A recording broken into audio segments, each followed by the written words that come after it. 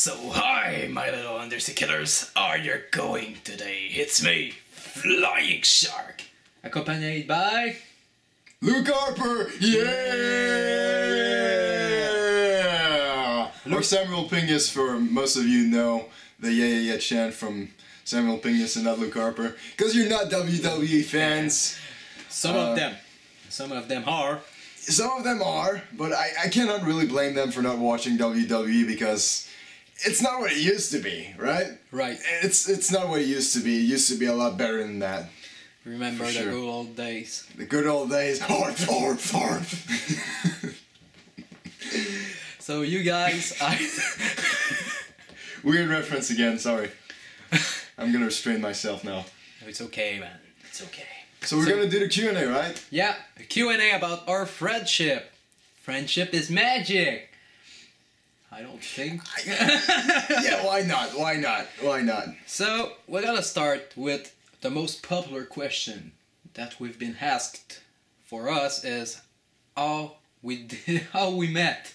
Yeah, how we met. Pie Disliker Swag asked us, Lightning Ghost.exe and Blogan from the Razor Shark Fins asked us how you guys met.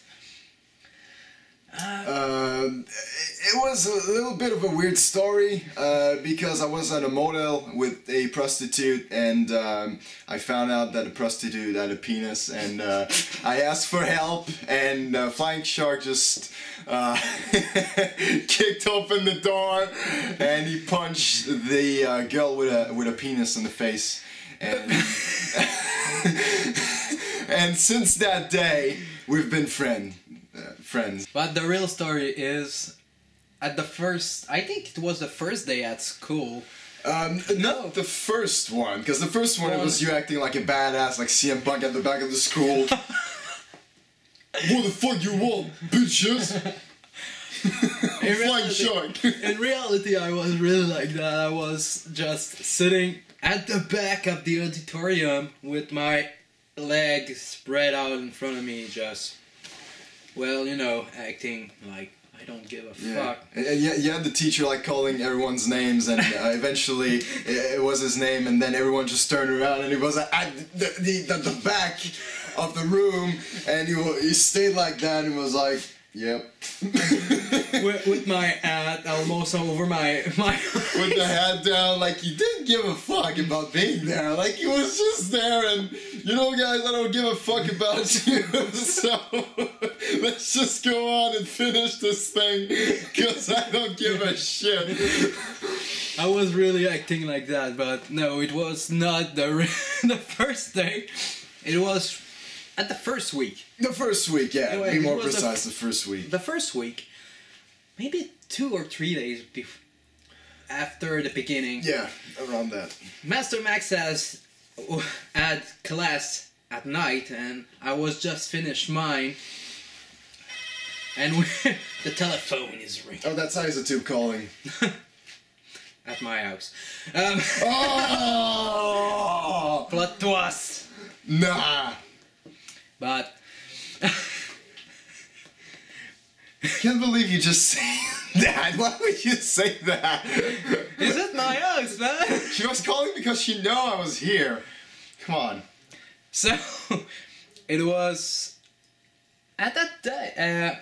I just waiting with guys, just fooling around, and one of them just open and close the light. So yeah, that was really random. And Mastermax was there and said, "Oh my god, this is fucking haunted here."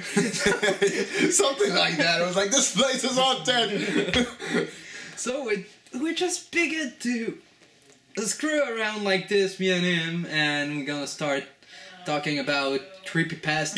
Yeah, creepypasta was the first one. After the first subject. WWE, and we talked like this for what, an hour and a half? Yeah. He just told me like, let's go outside. We need to talk. So I was like, okay. I'm just gonna follow him. We were talking like this without even mentioning our names. Yeah, like we didn't even know our names. Like we just didn't care what our name was. We were talking about Jeff the Killer Slenderman, and there was Kendall Cove. Kendall Cove. Kendall Cove. Yeah, I was looking for a name. And this is how we met. This is how we became friends since that day. And the very first video we did was the one on my vlog channel. Yeah. Introducing Flying Shark. I think it's the weirdest the worst video ever. That was, I don't know what I was thinking, but what we were thinking. What we were thinking, yeah. It was a little bit of both of us here. But that was weird. This is how we became friends and how we met. And since that day, how we got on YouTube. This is how I get on YouTube, because Mastermax helped me a lot every time I had a video to do. And the first one, insert a title here, boy. I don't want to talk about insert a title. I don't want to talk about my first videos either, so I can understand that. Next question. Next question. Next question. From By Disliker, he asked 4 questions, guys. He's on fire. The second one, and when did you guys start learning English? You want to start? You want to start? Yeah. Okay. I started learning English, it was in primary school. And after going to high school, they just continue to learn new English. And after the college, they continue. So this is how I learned English at school, during my primary school, and after watching TV shows in English, playing games in English. This is how I learned it. That most definitely helps. The games in English, it really helped me too. I actually started learning English before primary school because I was watching cartoons in English because there wasn't any cartoons in French, so my mother would just put them, you know, the English cartoons on TV, and I would watch them. I didn't understand anything. I was just watching it like...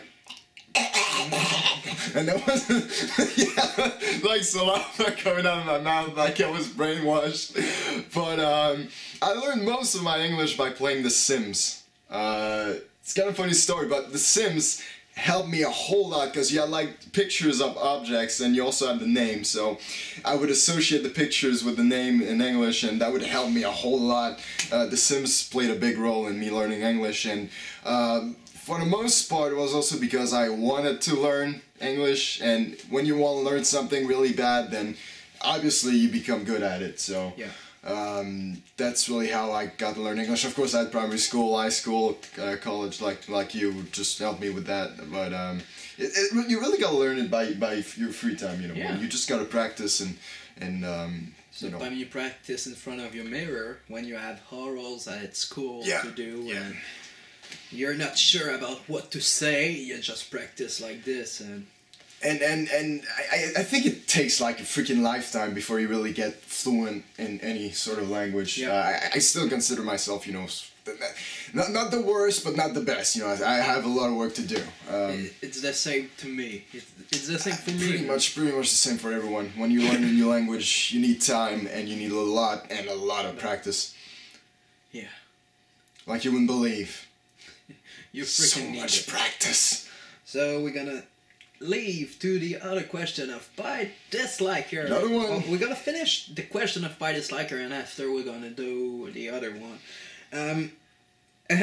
Have you two wrestled each other? Well, we actually did. Yeah, we did one time, and it was for a video for Max for his final project in editing class. Yeah. And it wasn't a full it wasn't a full wrestling match. No. It was, in reality, it was supposed to be that Max spear me. So I show him how to do it. We did practice a lot of time. And Mastermax did it and said, "Why, yeah, okay, it's good." But after he asked me, spear me. Yeah. And I spear him, he keep this one. For his video. Yeah, I kept this one because I just, both of my legs were just up in the air, like I was just, whoa! And then I just crashed in the snow because it was winter when we recorded this, but he speared me and I just jumped at the same time, so I was flying for a couple of seconds and crashed in the snow, and I was like, oh god, like my balls, everything inside of me just moved, and that was really intense. That was intense. That was really intense. And the funny things about this is he had like a stomach pain before doing it. Yeah.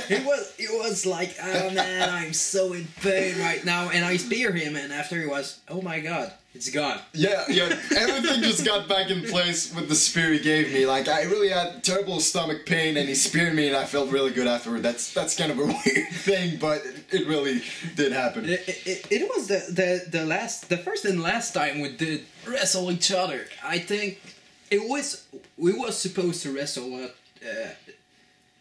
together for a video, and I don't know if we're gonna do it.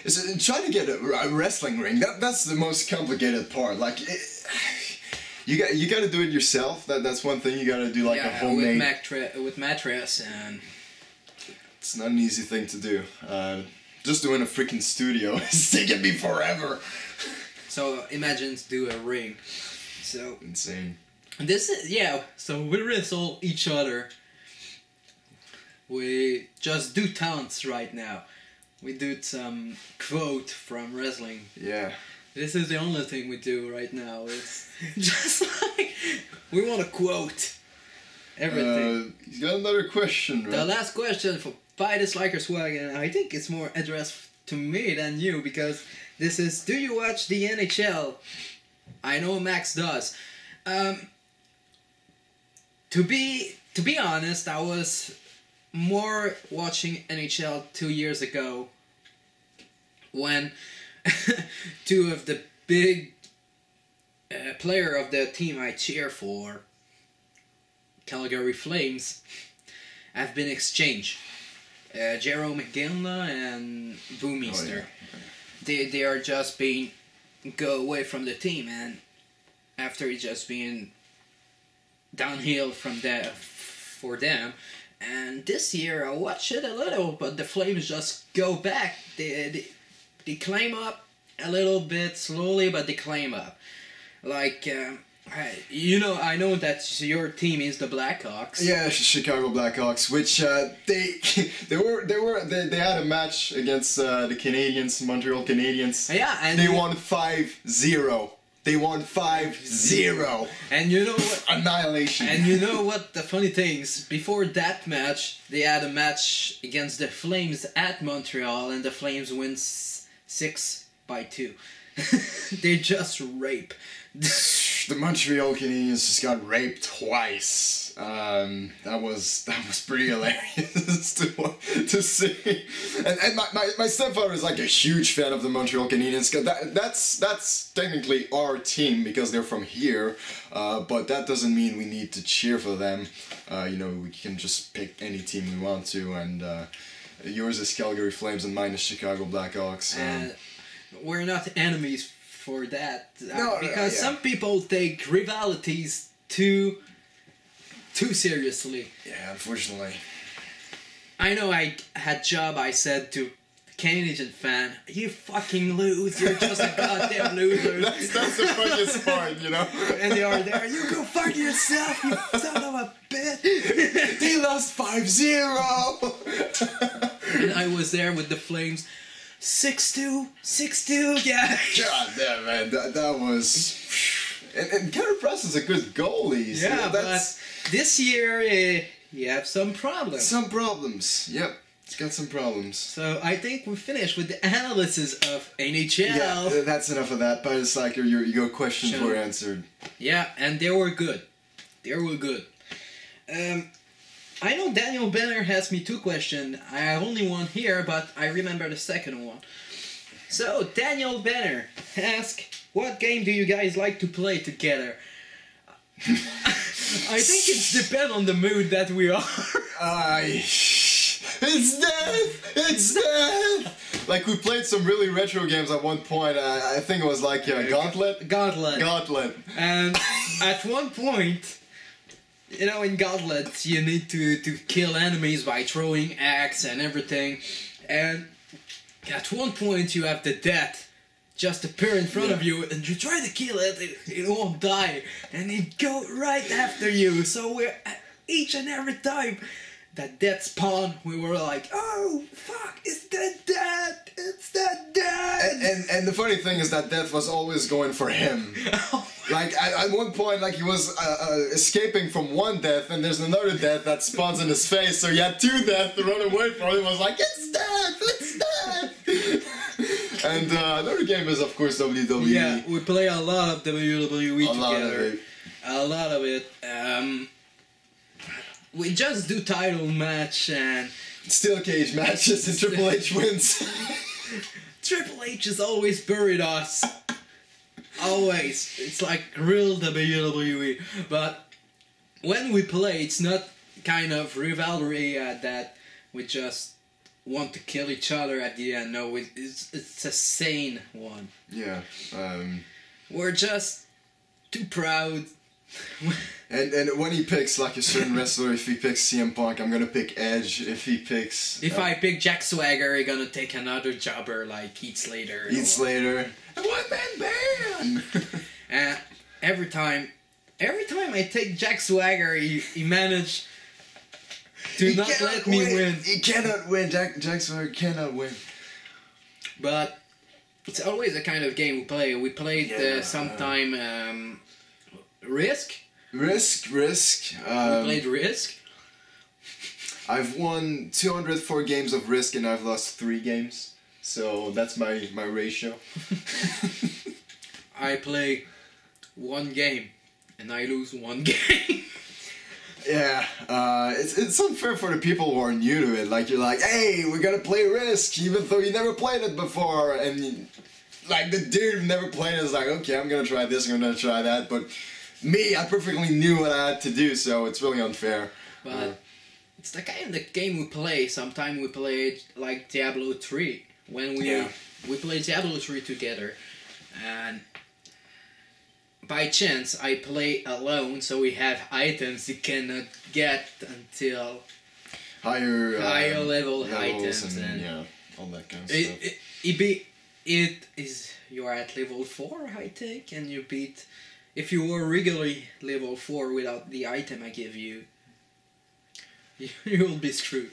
Yeah, essentially. But I think that's enough of this question. Yeah, that's enough. Because the audience. You said Daniel had another question? The other question from Daniel was, what games do you have in mind for your playthrough? Do you have games for your playthrough? That's a question for you. And you too. I think if I have one day, I will have it. It's a game capture card for PS3. I will maybe do a walkthrough from Max Payne 3. I think it's the most beautiful game that I ever played. Graphics, storyline, gameplay. I think it's just the most perfect game to do a walkthrough. Because WWE are fun to play. Yeah, like just one video or 2 video about it. But not a walkthrough. Depending on what people... I think that the most perfect games is like Max Payne 3. Deadpool. I would like to do a Deadpool game. Deadpool would be fun. Deadpool would be really fun. I think this is the 2 game I have in mind to do a walkthrough. One day. In a world where dipshits are killed with hammers. That's like the best quote of the game. That was just... No, for me the best quote were like when he slapped Wolverine in the face. Oh yeah. Why did you never get me to the prom? The whole game was epic. The whole game was amazing. But as for me, I cannot really say what playthrough. I'm still doing Final Fantasy 32 at the moment. I just go with whatever I see on Game Jolt that could be interesting, and I do have a game in mind, but I have to consult my subscribers first about it. But I do have a game, a really long game, a good game, a retro game I have in mind. A retro game? Yeah, but there's 2 versions of it. And I need to consult my subscribers to know which one they want me to play, because I'm only going to play one. But it's probably my favorite game of all time that I would play. Yeah, I don't want to say it is my favorite game of all time, because, you know, I don't think I have a favorite game of all time, but it is definitely one of them. So, yeah, be looking forward to that, you should be. Yeah. So, next question is from In reality, she have two questions. Maya questions. Douglas.